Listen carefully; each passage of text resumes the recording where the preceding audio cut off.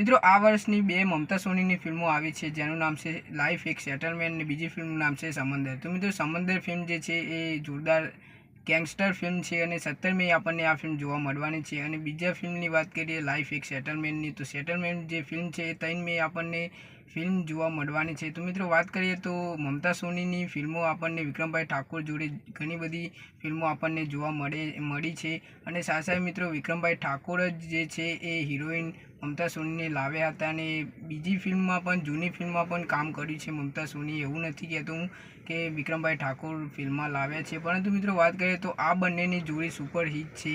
તમે જાણતા હશો અને ઘણા લોકોની મારામાં કોમેન્ટ આવે છે કે વિક્રમભાઈ ઠાકોર અને મમતા સોની જે છે એ ક્યારે ફિલ્મ લઈને આવશે, અને આપણે ઘણા એક્સાઇટ થઈ રહ્યા છે કે આ બંનેની જોડી ક્યારે આપણને જોવા મળે.